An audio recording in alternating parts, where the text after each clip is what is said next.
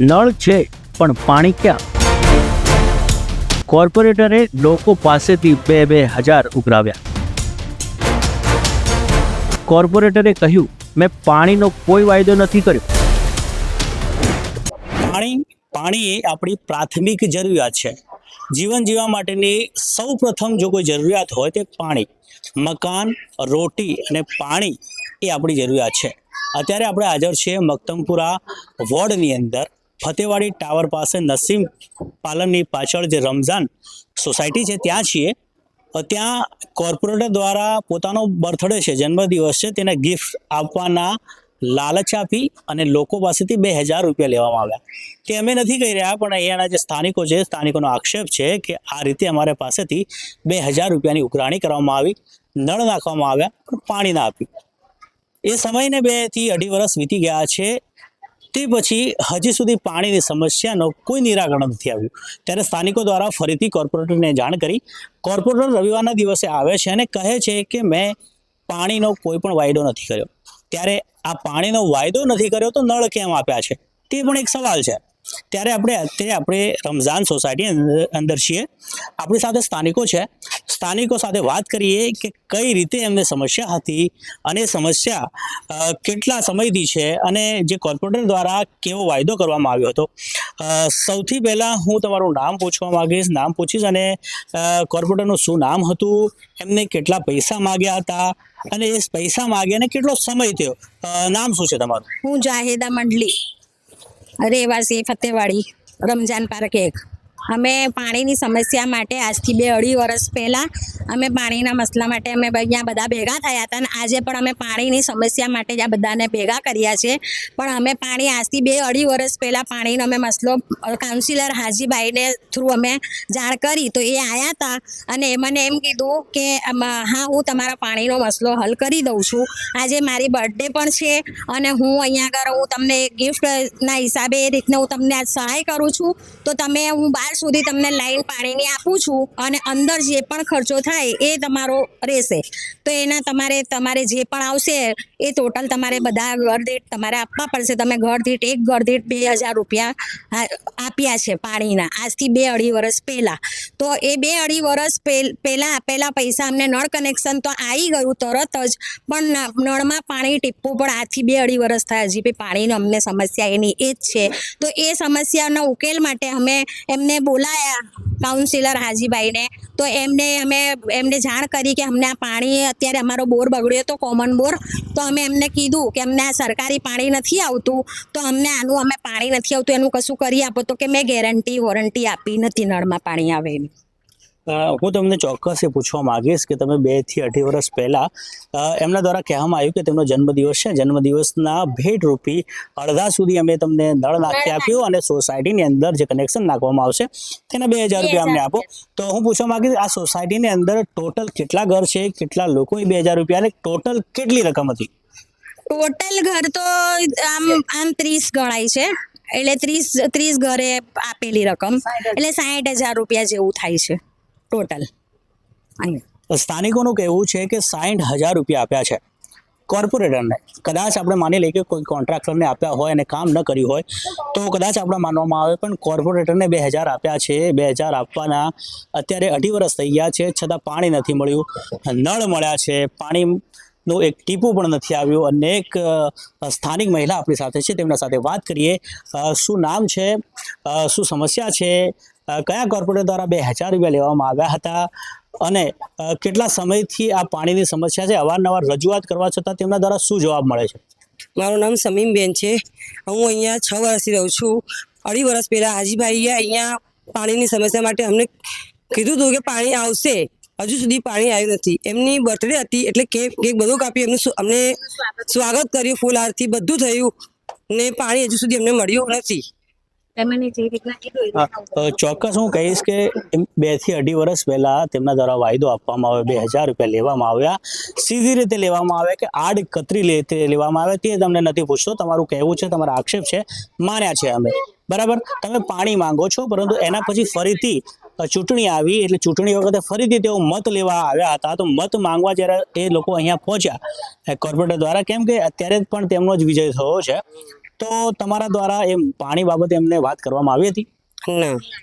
ના કઈ વાત નથી થઈ. તો છતાં અત્યારે જે એમને ફરીથી તમારે જે 8 વર્ષ વીતી ગયા છે, પૈસાવાળી વાત છે કે 2000 રૂપિયા લીધા છે, એના પછી અન્ય વખત વાત થઈ કે અમારા 2000 રૂપિયા આપ્યા છતાં પાણી નથી આવ્યું, એ બાબતે કોઈ ચર્ચા થઈ? એ રવિવારે વાત થઈ અમારી. કયા રવિવારે વાત થઈ? આજ રવિવારે ગયું ને તારીખ 14 તારીખે. સ્થાનિકોનું કહેવું છે કે 2 થી 2.5 વર્ષ વીત્યા તે પછી જ્યારે મત માગવા કોર્પોરેટર અહીંયા આવ્યા, કેમ કે અહીંયા અત્યારે પણ જે સ્થાનિક કોર્પોરેટર પ્રથમ નાગરિક આ મક્તમપુરા વોર્ડના એ જ કોર્પોરેટર છે, હાજીભાઈ સિમેન્ટવાલા.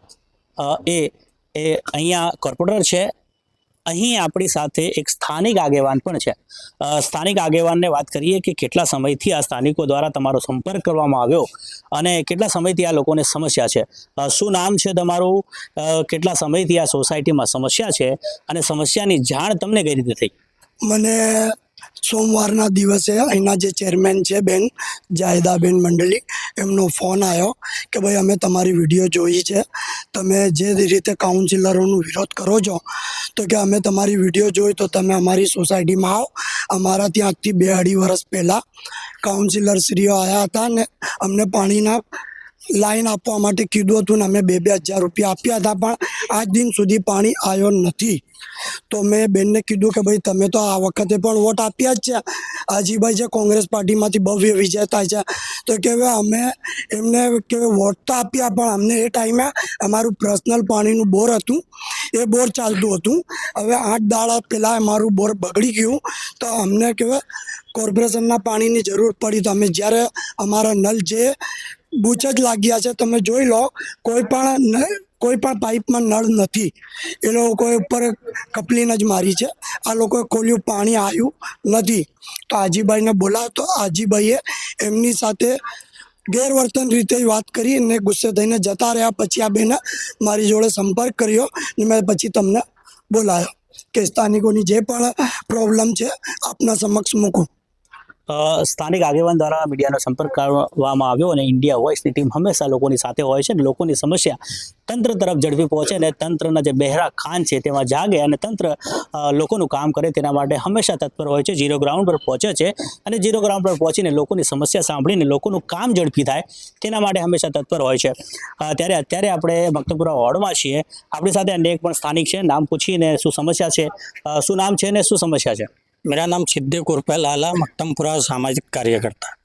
ये यहाँ की जनता ने पानी के लिए हमारे को कंप्लेन दी ले, हम इधर पानी के इनकी जो प्रॉब्लम है वो सोल्व करने के लिए आज आए हम।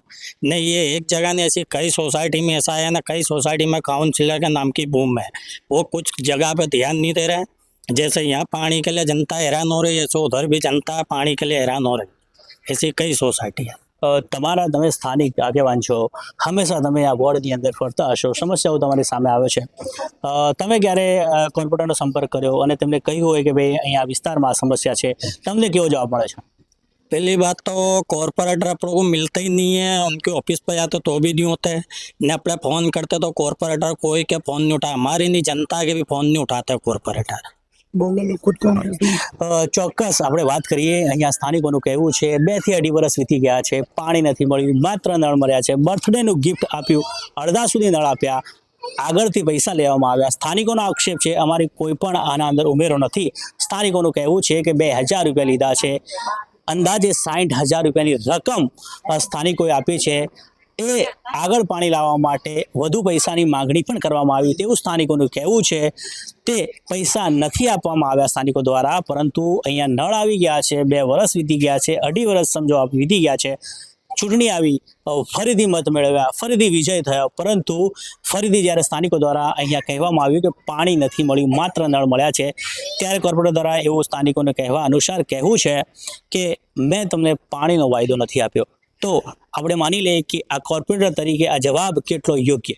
કેમ કે કહેવું છે કે પાણીનો વાયદો નથી, કેમ કે આપણે કહી શકીએ કે વોર્ડનો પ્રથમ નાગરિક એટલે ત્યાંનો સ્થાનિક કોર્પોરેટર.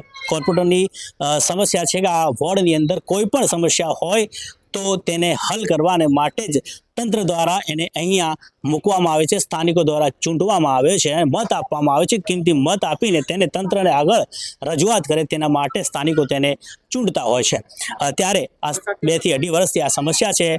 કોઈ પણ રજૂઆત કોર્પોરેટર દ્વારા સાંભળવામાં નથી આવતી.